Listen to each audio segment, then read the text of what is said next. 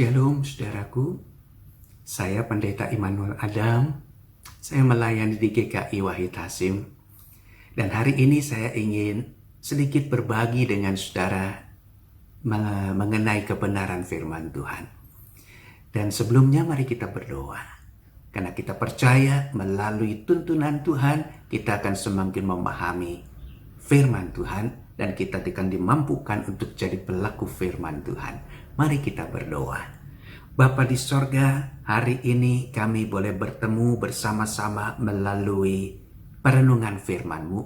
Kiranya Tuhan juga yang menolong kami semua untuk boleh memahami pikiran Tuhan, untuk boleh memahami firman-Mu, dan lebih dari itu kami dimampukan untuk menjadi pelaku firman-Mu. Terima kasih Bapa di sorga, dalam nama Tuhan Yesus kami berdoa. Amin. Bapak Ibu Saudara yang dikasihi Tuhan Yesus Kristus, saya teringat dengan dua ayat di dalam Injil Matius 6 ayat 33 dan 34. Kedua ayat ini sangat terkenal sekali dan sering kali dikhotbahkan. Matius 6 ayat 33 dan 34 dicatat demikian. Tetapi carilah dahulu kerajaan Allah dan kebenarannya, maka semuanya itu akan ditambahkan kepadamu. Sebab itu janganlah kamu khawatir akan hari besok, karena hari besok mempunyai kesusahannya sendiri. Kesusahan sehari cukuplah untuk sehari. Saudara, yang pertama yang mau dikatakan melalui firman ini, kesusahan. Artinya bahwa setiap saudara, kita akan selalu berhadapan dengan kesulitan dalam hidup ini. Setiap persoalan, pergumulan, kesulitan yang boleh terjadi dalam hidup ini kadangkala itu adalah ulah kita sendiri. Mengapa? Karena persoalan itu ada, karena kita biarkan persoalan itu ada dalam hidup kita. Saudara, izinkan persoalan itu masuk, hadir, mulai menguasai pikiran dan hati saudara. Persoalan jadi besar karena saudara izinkan untuk jadi besar, atau saudara mau buat jadi besar. Persoalan menjadi kecil karena saudara mau buat jadi kecil. Persoalan menjadi bukan persoalan ketika saudara anggap itu bukan persoalan buat hidup saudara. Saudara, demikian juga dengan kekhawatiran, demikian juga dengan tekanan-tekanan hidup yang kita alami dalam kehidupan sehari-hari. Itu sebabnya firman Tuhan mengatakan bahwa kesusahan sehari cukuplah untuk sehari. Besok lain lagi persoalannya.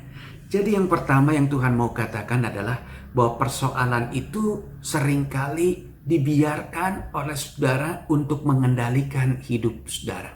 Sehingga hidup saudara menjadi hidup yang tidak indah. Hidup saudara menjadi hidup yang penuh dengan beban-beban.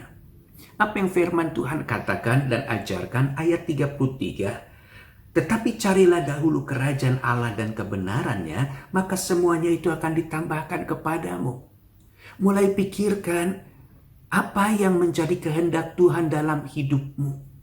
Yang Tuhan mau adalah firman Tuhan, kebenaran Tuhan, itulah yang mengendalikan hidupmu. Itu sebabnya Rasul Paulus mengatakan dalam Filipi 2 ayat yang kelima, bahwa setiap orang Kristen itu adalah orang yang siap untuk berpikir dan merasa seperti Kristus. Orang yang seperti ini adalah orang yang sadar benar bahwa saya ini adalah pengikut Tuhan. Bukankah itu yang menjadi janji saudara dan saya ketika kita mau menjadi pengikut Tuhan? Saat kita mau disidi atau saat kita mau menjadi orang Kristen, saat itu saudara bertemu Tuhan, saat itu juga saudara siap dan mengatakan pada Tuhan, Tuhan, aku siap mau meninggalkan pikiranku yang lama. Aku siap untuk hidupku tidak dikendalikan lagi oleh apa yang menurut aku benar, apa yang menurut teman-teman aku benar, apa yang menurut masyarakat benar, apa yang menurut orang-orang dunia katakan benar, dan itu sebagai kebenarannya yang mutlak.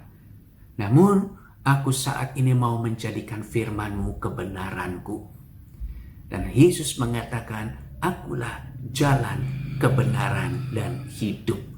Saudara, jadi jelas sekali di sini, saudara dan saya dulu pernah mengikrarkan janji di hadapan Allah, bahwa saudara siap untuk sepikiran dengan Tuhan. Saudara siap untuk sehati dengan Tuhan. Dan itu sebabnya dengan pikiran dan hati Tuhan, saudara mulai memandang kehidupan ini. Saudara mulai menjawab setiap persoalan saudara. dan semua menjadi indah. Mengapa? Karena ada dua hal yang saya mau katakan pada saudara di sini. Yang pertama, orang yang sepikiran dengan Tuhan itu mengerti apa yang menjadi bagiannya. Yang kedua adalah orang yang mengerti bagian Tuhan dalam hidupnya. Itu sebabnya setiap menghadapi persoalan dan pergumulan hidup, orang Kristen, saudara dan saya adalah orang-orang yang selalu mencoba untuk semaksimal mungkin untuk berhadapan dan menjawab persoalan-persoalan yang saudara hadapi.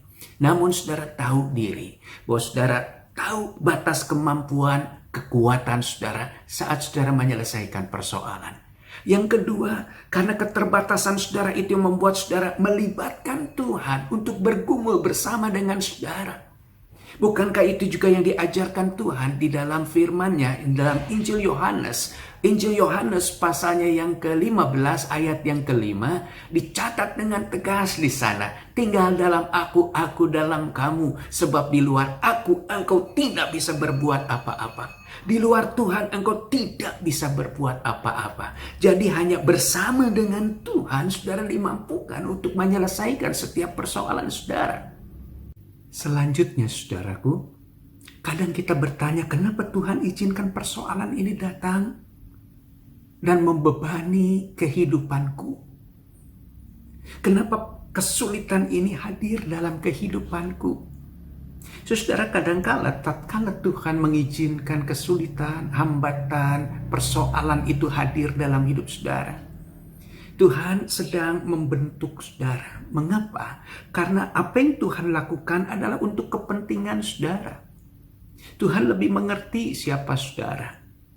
Itu sebabnya setiap kali saudara berhadapan dengan kesulitan, persoalan, pergumulan, ingat firman Tuhan mengatakan bahwa Tuhan turut bekerja dalam setiap perkara dalam hidupmu. Artinya bahwa Tuhan izinkan hal itu terjadi dalam hidupmu karena Tuhan mau proses engkau sedemikian rupa menjadi bentukan Tuhan. Dan Tuhan hadir di sana dalam membentuk engkau melalui kesulitan-kesulitan ini. Saya teringat saudara, pada satu ketika murid-murid Yesus datang pada Yesus dan mereka bertanya, "Guru, kenapa ada orang yang lahir buta dari kecil? Dan siapa yang salah? Apakah salah bapaknya, apakah salah mamanya, atau salah orang ini?" Yesus mengatakan bukan salah bapaknya, bukan salah mamanya, tapi supaya pekerjaan-pekerjaan Allah itu nyata dalam hidup orang itu. Artinya Tuhan izinkan pergumulan itu ada dalam rangka untuk membentuk seseorang menjadi bentukan Tuhan. Saudara menjadi orang yang lebih baik lagi. Saudara menjadi orang yang naik level. Saudara menjadi orang yang mampu untuk memandang kehidupan ini dengan lebih dewasa lagi, lebih dewasa lagi. Mengapa? Karena Tuhan membentuk saudara melalui kesulitan-kesulitan. Nah saudara, ketika saudara berhadapan dengan kesulitan-kesulitan itu, saudara ingat firman Tuhan yang tadi kita bersama-sama renungkan, bahwa Tuhan hadir bersama dengan engkau karena Tuhan tahu bahwa engkau tidak bisa sendirian. Rasul Paulus mengatakan di dalam 1 Korintus pasalnya yang ke-10 ayat yang ke-13, pencobaan-pencobaan yang kamu alami adalah pencobaan yang biasa.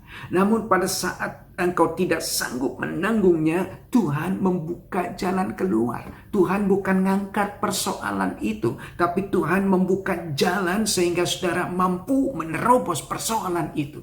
Saudara mampu menyelesaikan persoalan itu. Itu sebabnya ketika Tuhan mengizinkan persoalan itu hadir dalam hidup saudara, Tuhan sudah pikirkan siapa saudara. Tuhan sudah pikirkan kemampuan saudara. Tuhan sudah pikirkan kekuatan saudara. Tuhan sudah pikirkan hati saudara. Tuhan sudah pikirkan pikiran saudara. Itu sebabnya Tuhan katakan jangan jalan sendirian. Ayo bersama dengan aku. Dan ketika saudara katakan, "Yes Tuhan, aku mau bersama dengan Tuhan," artinya saudara sepakat untuk mencari dahulu kerajaan Allah dan kebenarannya.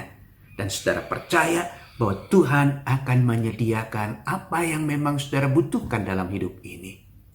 Tuhan memberkati saudara melalui firman-Nya hari ini. Amin.